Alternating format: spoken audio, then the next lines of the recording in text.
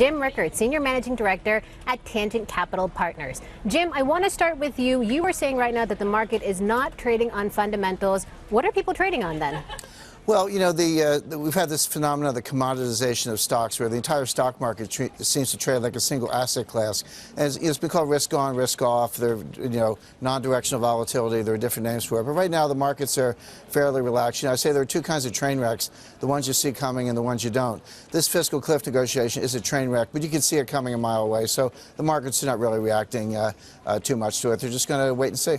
Yeah, wait and see. That is the name of the game. Hey, Dan, how are you trying to make a living out there in Chicago on the floor of the CME trying to trade this market? Well, I agree with your previous guest that not only are we not trading on fundamentals, but we're not really trading on technicals either, because realistically, Friday, we smashed through that 1391 level and closed below it. That would have been a sell signal to an awful lot of technicians, but no one's taking it today. We're right back where we were about 5 to 3 when the meeting started to break down in the White House. So realistically, today is we're once again falling into where we believe our guys in Washington, they're actually going to do something here today, and we're waiting to see. I mean, the question of the day is going to be is if nothing happens by the close of the markets, are we going to see a repeat performance on what we saw Friday? And they're pricing a relatively big move in the quarterly options and a lot of the ETFs. I mean, those options are really holding their premium going in today's close.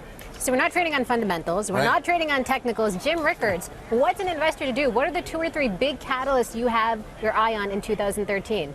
Well, look, this fiscal cliff thing, we're going to wake up Wednesday morning and be right back where we started from. I mean, the viewers should understand you can't vote on all this stuff today. They might have a vote on a continuing resolution or the price of milk or something like that, but this AMT stuff is very technical. So what you'll see is a handshake deal. The president and Boehner and McConnell and Reid saying, okay, we agree in principle of the following. It'll take weeks to actually write the legislation and vote on it. I guarantee you're going to wake up Wednesday morning and somebody's going to say, oh, I never agreed to that. This discussion is going to keep going on. The real cliff is sort of, maybe the State of the Union address, something later in January or February, when the president really does want to get this behind them. But this haggling is going to continue for a few more weeks at least. That's a good point, Jim. And as a matter of fact, as I was reading one of your notes, you're suggesting that this is going to go on for more than just a few weeks. The whole year is going to be difficult in the U.S., so you're looking abroad.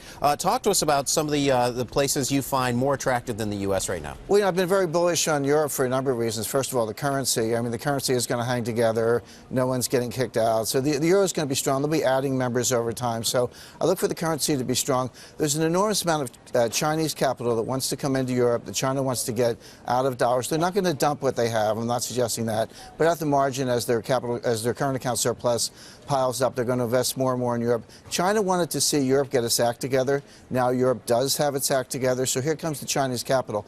I look for companies in Europe that are in the technology sector, the defense sector, sensitive sectors that have been denied to the Chinese. But now, beggars can't be choosers.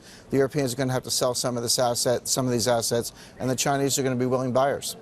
Jim, what's your take on some of the emerging markets like Brazil, Russia, or India? A lot of people say that they're losing their luster, that their growth relatively has slowed down. Are you still putting money there? Yeah, I think, these are not homogeneous at all. I mean, the BRICS is one of the great sort of, the idea of BRICS is sort of always free, had no intellectual content at all. I mean, Brazil and India are real markets. Russia's kind of a gangster state. China's a communist state. You've got to take them one at a time.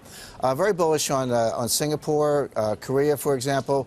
Brazil, I think they're on the wrong side of the currency wars. They're trying to fight the Fed, but the Fed's saying, hey, our printing press is bigger than yours. So Brazil's just going to get inflation. They're not really going to be any further ahead. I like Australia. I like Canada. There's some countries doing things right.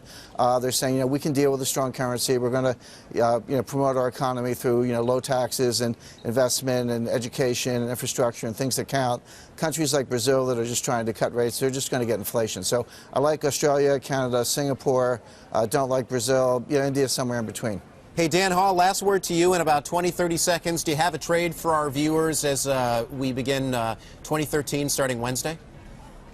Well, the only thing that we're really buying right now, since we're really kind of afraid of buying domestic until this is at least settled this week, is we're buying Canadian banks. Because once again, I agree with you that Canada is doing it right, and the Canadian banks seem to be weathering this. And with this printing, we should actually see financial stocks do well. Just would rather do it in a country other than ours.